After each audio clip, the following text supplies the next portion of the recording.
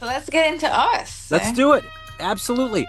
And again, thank you for taking a minute out today. I really appreciate it. It's wonderful to meet you.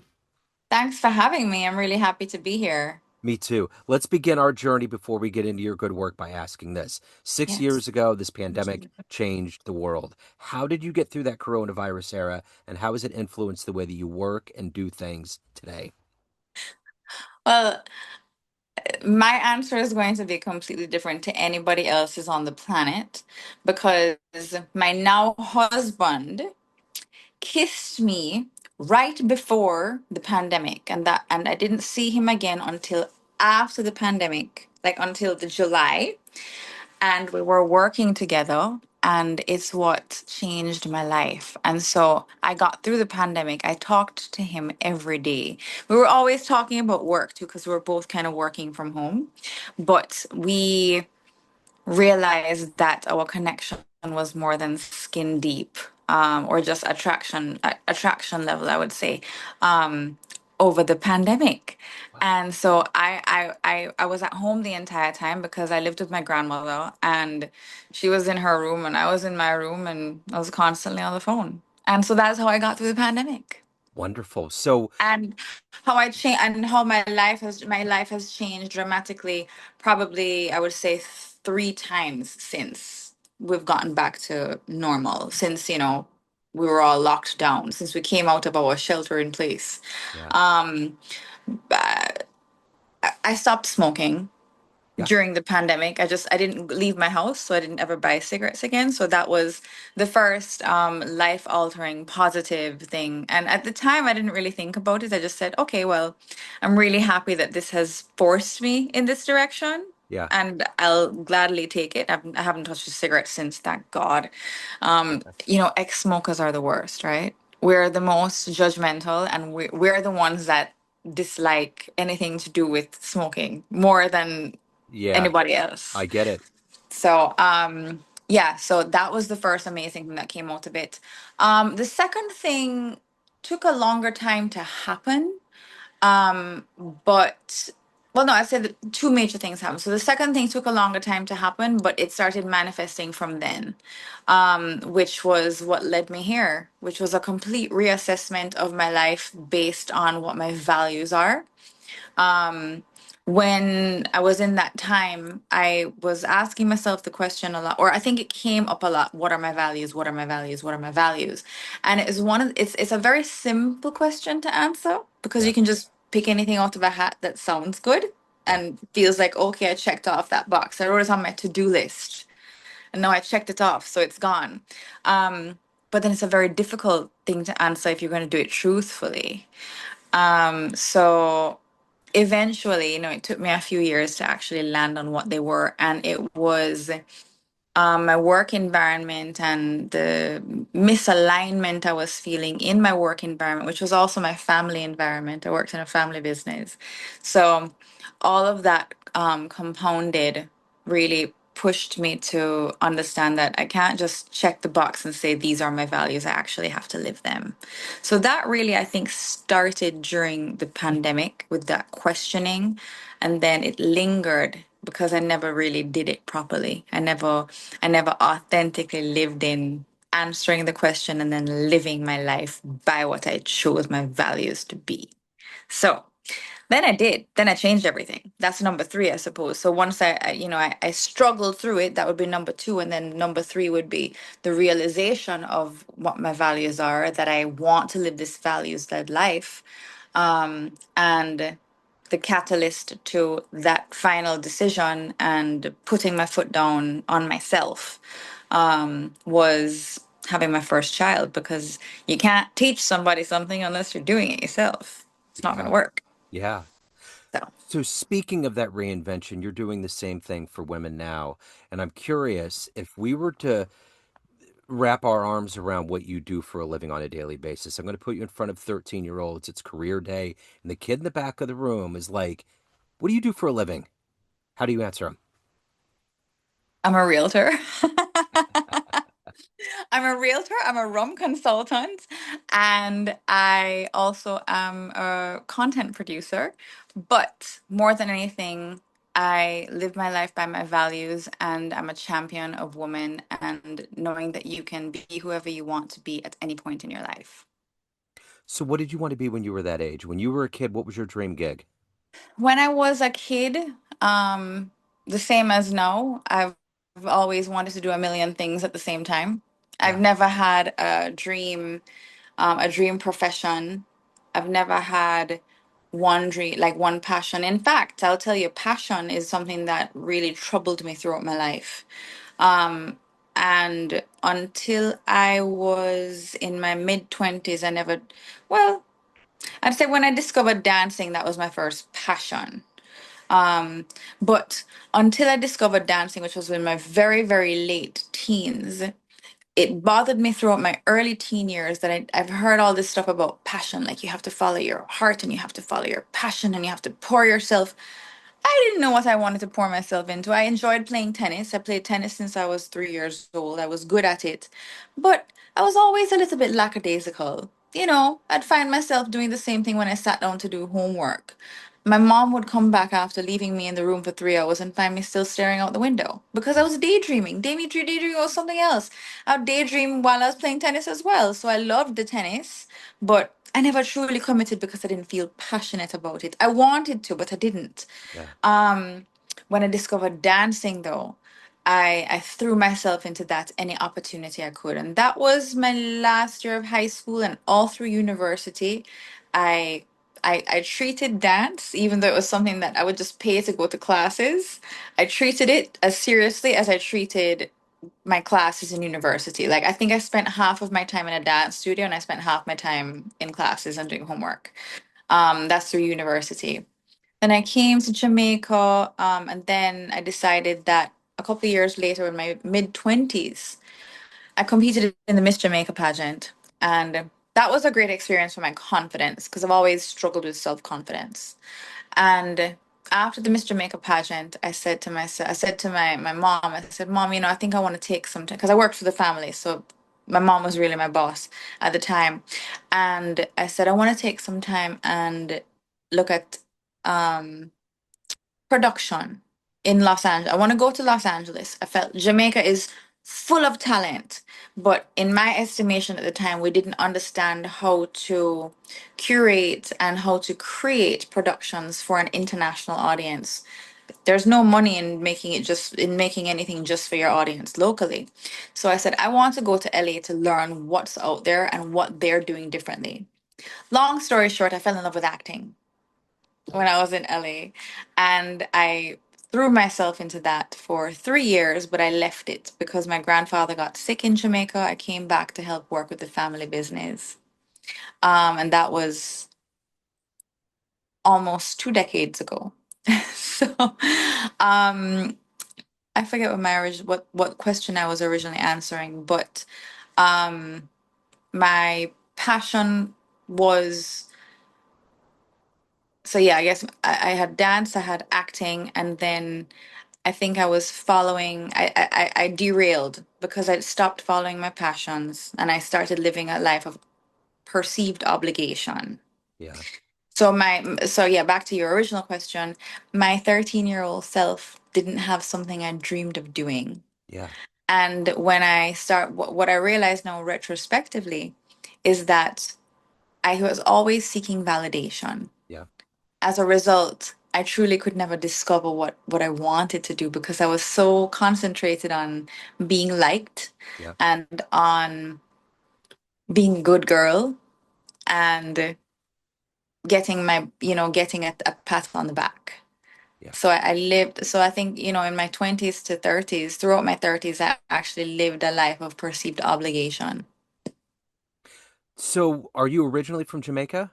Yes. Okay. So, what were the early seeds planted into you that gave you this gusto for being an entrepreneur, for being successful, for having this energy? What was that? My family is a family of entrepreneurs. My and when I say my family on both sides, my mom's and my dad's side, but the entrepreneurial family that I worked with for for most of my life is my mom's side, and they started from nothing. My grandparents My grandma started as a seamstress in her garage, and that was when she got married at 17. We always argued, but she's still alive. We always argue that she was 18 when she got married. I'm like, Grandma, based on your anniversary, the year you got married and when you were born, you were 17. She says, nope, I turned 18 that year, so I was 18. But she was a seamstress from she was, just got married. She actually had a very rough childhood. And then my grandfather, he was the son of a farmer, and he had a life-threatening disease when he was in a young teenager, but he was about 12 years old, and he had experimental surgery done. And I promise there's a point here. And then when he was starting to recover, he actually couldn't go back to school because he couldn't recover properly to go back to school. So his dad got him a job on a sugar plantation, and he started working as, a low-level worker. And by the time he was about 16 years old, if I recall correctly, he was the timekeeper for the entire estate. And they didn't have calculators back then. He would take a piece of paper and run his hand on the piece of paper and calculate. So he was timekeeper for the estate. And that was the beginning of his entrepreneurialism, because he then became a planter as well. He grew rice, he grew anything he really ever could. And up until he was late in life and ill, he was still planting. But when he started as a farmer, it led from one success to another. And then they went into a bunch of different businesses, from retail to gaming, not like gaming, console gaming, Yeah. casino gaming, but mostly machine operated, rum production, so manufacturing, dry cleaning, so hotel. So there was a lot that was built for me to step into. And I was the first person in my family that had a formal tertiary education. So I decided, when he got ill, I wanted to come back and work along with the family. I felt like they gave that opportunity to me. And so I felt like I needed to give back to them. So, talk to me a little bit about your hero. Who's been your inspirational force that's My allowed you? my grandfather. Yeah. Okay. So my grandfather, and he's not alive anymore, and I've actually left the group of companies because, I just didn't feel aligned there anymore. But I think if he were alive, he would certainly agree that I did the right thing, Yeah. because he was a man of values. I don't know anybody that had a bad word to say about him. Um, of course, maybe I'm just not listening to the right people. You're the villain. You're always going to be the villain in somebody's Yeah. story, so there must be somebody out there. Yeah. But he was a good person, and he taught me a lot about being a good person. And I think that that is the cornerstone of any success. It doesn't mean that you have to be a pushover, which I've struggled with. I've struggled with understanding how to be a good person and not be a pushover. I don't even know if I'm there yet, but I'm learning. Um, but yeah, he's my hero. So, when you talk about reinvention and kind of recalibrating your life, what made you do that, and what furthermore has made you want to do that for other women? So I realized that everything that I was doing on a daily basis was in complete misalignment with who I am.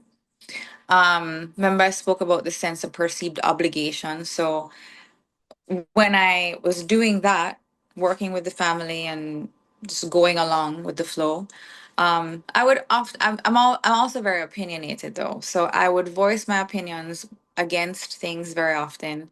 But as the youngest person in the room and a female, those two things put together, Yeah.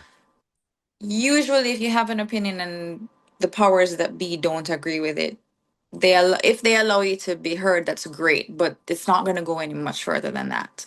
So, yeah, that was my life for a long time, and I was okay with it because I was doing what, in my estimation, in my opinion, what I thought I should be doing. Um, but then when I got pregnant and I got married, I got pregnant, and I had my child, my first boy, I said, "But this doesn't make any sense. I can't do this." because I went through this exercise of identifying what my values are. I started reading Brené Brown, and the first book I read by her was Daring Greatly years ago.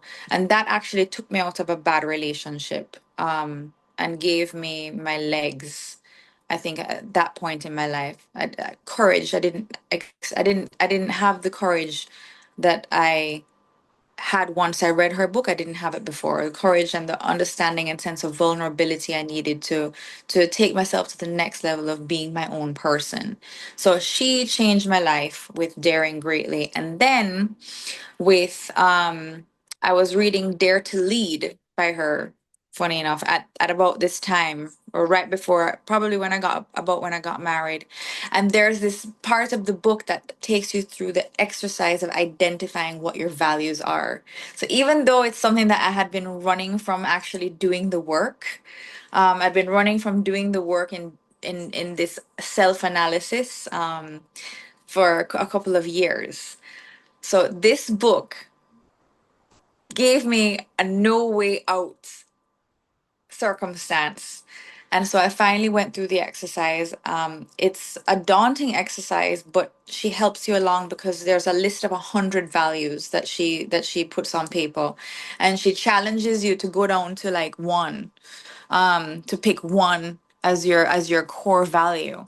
Um, and I got down to three, and I felt satisfied with that. If I ever meet Brittany, I'll apologize and be like, okay, finally, maybe it's time I narrow it down to one. But narrowing down to three core values for me was enough for me to identify that everything that I was doing in my life was in complete misalignment with what I perceived to be my core values.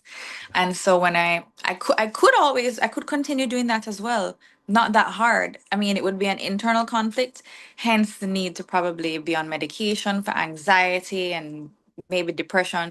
I mean, those things will come up. A lot of people have these problems and they don't understand where they're coming from. I think a lot of it is just simple misalignment and time. The longer you sit in misalignment is the harder your life is going to become, and the harder it is for you to live with yourself and your choices.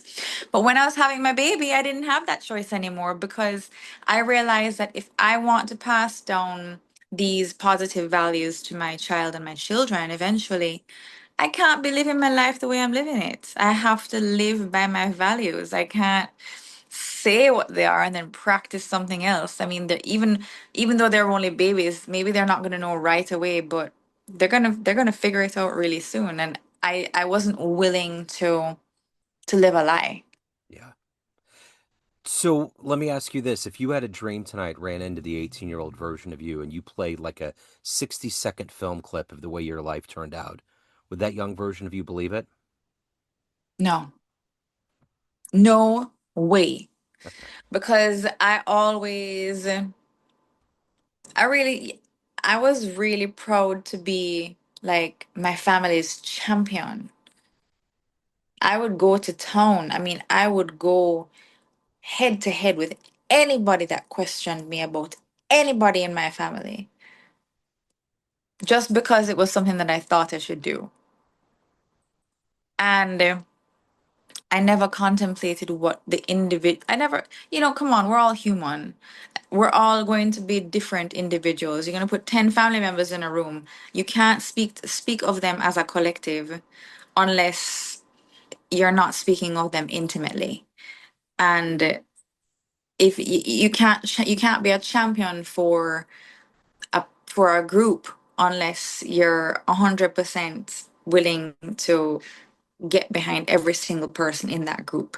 And if they're not standing for what you stand for, then something isn't adding up. Yeah.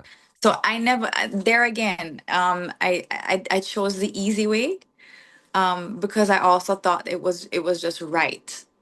And at no point in time, at my 18-year-old self, I don't even think I could have even grasped the concept of doing the work that needed to be done to get to where I am now. Like, Yeah. there's so many layers and levels that I have had to go through, so many steps I've had to go through to get to where I am. And I'm pretty sure that I have a lot more steps to go through. I'm pretty sure that I could have this interview, God, I mean, God willing, in 10 years with you. And speak to the 42-year-old version of myself. And, I'd be able to say I've learned a lot since our first interview as well, Yeah. because that's just the nature of being a human. Yeah. And that's actually a part of my book as well, that change is inevitable. The fact that every cell in our body turns over at minimum every 7 years. So if it is that we have all these new cells all the time, then is it not like obvious that we're different people? Like Yeah. we're constantly evolving, we're constantly changing, we're fluid. So the 18-year-old version of myself, I don't even recognize. And I've had to do a little bit of work on forgiving her and being gentle with her, and um, being grateful that she went through what she went through and she made the choices that she made, because every single step of my life has led me to this moment. S- So, So, of everything that you've done, overcome, accomplished, and evolved to, what are you the proudest of? my choice to get married to my husband and my two children that I've had, and the way that I'm choosing to raise them. So, everyone has a perception of you, family, friends, business colleagues, everyone that knows you in different capacities, but you run the show. What's your perception of you? Who do you think you are? I don't like that question. I don't like that question. It requires a level of vulnerability that I obviously need to do more work on. Um, my perception of self. Somebody asked me this question probably when I was about 22. He was he's still alive as well. I don't know why I'm saying he was, but at that time when I used to know him, he was a radio personality, and I would see him at the hotel often, the hotel that my family owned and I worked at. And I would sit and talk with him all the time. He had the most beautiful voice. Like I could just sit and listen to him for hours. And I think he saw a lot of this internal conflict that I'm talking about from even back then. Obviously, he did, because he asked me the question one day. He said, Christelle, who are you? And I started to answer him. I don't recall what I said, but every answer I gave him, he said, that's not the answer. And he kept he shot me down every single time. He said, that's not the answer. And I said, okay, well, give me some guidance. What do you want to hear? What is the answer? And he said, one day we'll get together again, you'll run into me and you'll say to me, I know who I am now, and you're going to tell me who you are, but it's not going to happen for a while, maybe even decades. And I was like, well, that's no fair. And I feel like you are asking me the same question, and I'm I'm prepared to talk to you today, but I don't even really know how to truthfully answer that, That's fine. because I still feel like I wear so many hats and I'm still figuring it all out. Yeah. And even though, and that's one of the things, like, we get inspiration from so many different people. Like me, I'm so in love with Brene Brown's everything, her mind, her spirit, everything about her and everything that she has to say. But I'm also pretty sure that she would understand that she's always evolving, and that sometimes, even though she's a master of vulnerability, even she sometimes gets uncomfortable with who she is and her perception of self. um and I think that that's okay. Like, it's okay for us to just be figuring it out Yeah. and to be uncomfortable with who we are sometimes. So I don't know, ask me the question again. No, no, no, you're fine. Let me see if I'm let me see if I'm Your answer was perfect. It's more about everyone has this idea of who they think we are. We operate Yeah. to different people in different ways, but ultimately we're the driver of that id, ego, superego. So what hmm is it that you think you're projecting to the world? That kind of a thing.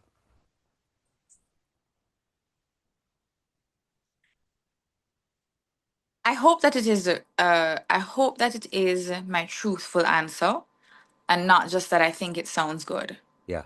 but I think it is my truthful answer. Kindness. Yeah.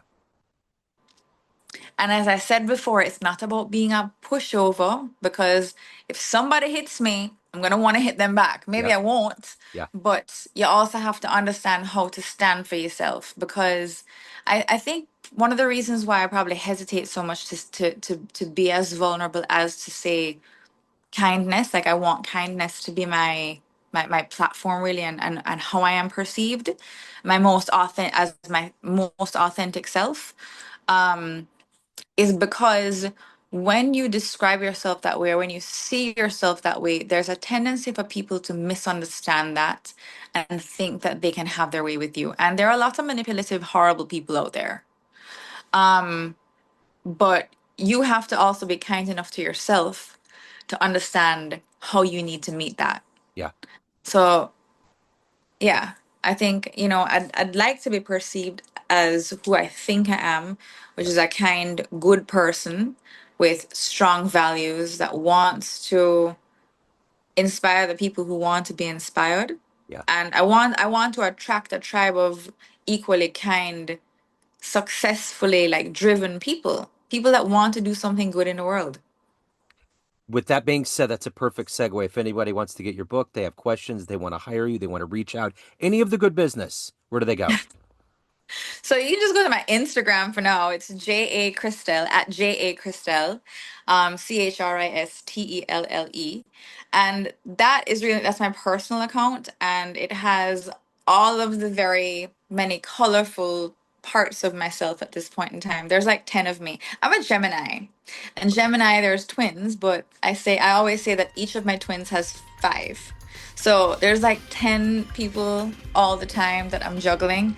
So that's where you can find me for now. My book is not published yet. I'm working on it and it will be published this year. It's called My Clock is Ticking. So what? Okay. I love it. I love it. I will put links in the show notes. It's so great to meet you, to get your story. Thank you so much for taking a minute out today. Best of luck with the release of the book and everything else. I appreciate it. Thank you so much. It was great talking to you too.